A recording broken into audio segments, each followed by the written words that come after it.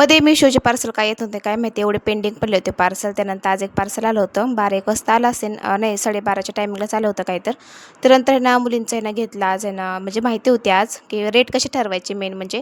बरेच दिवस झाले ना, आज घेऊ उद्या घेऊ आज घेऊ उद्या घेऊ असं चाललं होतं, कारण की काही दुकानात म्हणजे वही आणत नव्हत्या काही जणांचं काही काम राहायचं, त्याच्यामुळे आज फिक्स केलं होतं आम्ही. अगोदर ग्रुपला टाकला होता मेसेज की आज वह्या पेन घेऊन या, सगळी माहिती द्यायची आहे, कारण की रेटचं मेन प्रॉब्लेम असतो.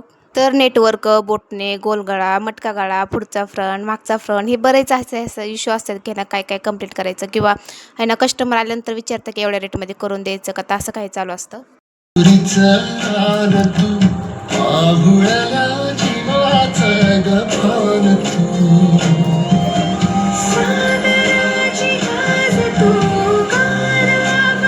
तर अशी काही गाणी ऐकत ऐकत आमची क्लासचं आहे ना चाललं होतं करायचं. सगळं झालं होतं, अजून थोडंसं बेसिक राहिलेलं आहे, म्हणजे अजून माहिती द्यायची बाकी आहे.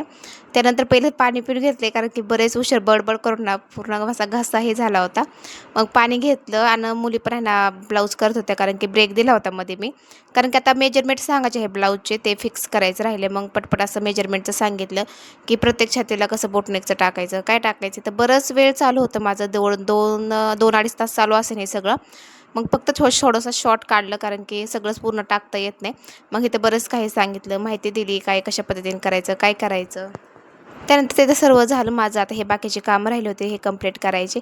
मुलींचं छान छान सगळ्यांचं वर्क चालतं, सगळ्यांनी ब्लाऊज घेतले होते आता करायला. प्रियाने, ताईंनी, सगळ्यांनी